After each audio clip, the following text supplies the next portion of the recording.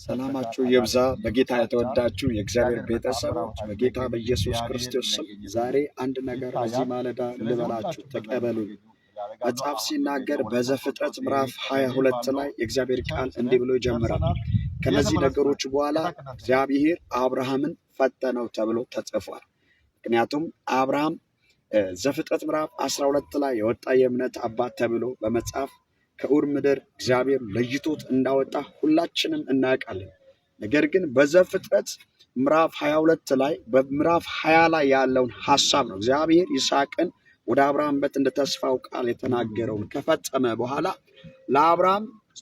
ለአብርሃም ተስፋው የኪዳን ልጅ ይስሐቅ ዘሩ የሚበዛበት እና ዘር በይስሐቅ ይባረካል ተብሎ ተጽፏል።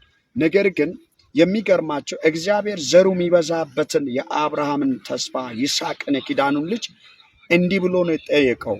እግዚአብሔር ከነዚህ ነገሮች በኋላ አብርሃምን ፈተነ ስል እኔ በማሳይበት ስፍራ የምትወደውን አንድ ልጅ ይስሐቅን ይዜ አምጣና በሞሪያ ተራራ ላይ ሰዋልኝ ወይም መስዋዕት አድርገ አቅርብልኝ ተብሎ ተጽፏል። አብርሃም ይህን ነገር እግዚአብሔር በተናገረ ጊዜ ሚስቱን ሳራን አላማከራትም።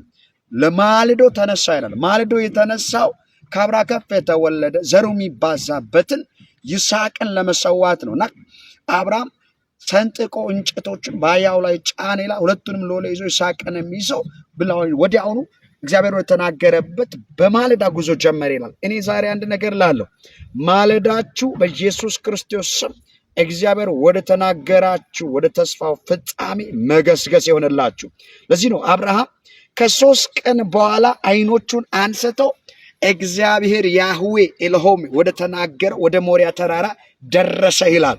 በጌታ በኢየሱስ ክርስቶስ ስም እግዚአብሔር ወደ ተናገራችሁ ወደ ደስቲኒቲያችሁ መድረስ ይሆንላችሁ። በኢየሱስ ስም ኪዳናችሁ ወደሚጸናበት እግዚአብሔር የተናገረውን ወደሚፈጸመላችሁ እንደ እግዚአብሔር ፈቃድና ሐሳብ በጌታ በኢየሱስ ስም እግሮቻችሁ ፈጥነው ይድረስ። ተባረኩ። ወዳችኋለሁ። መልካም ቀን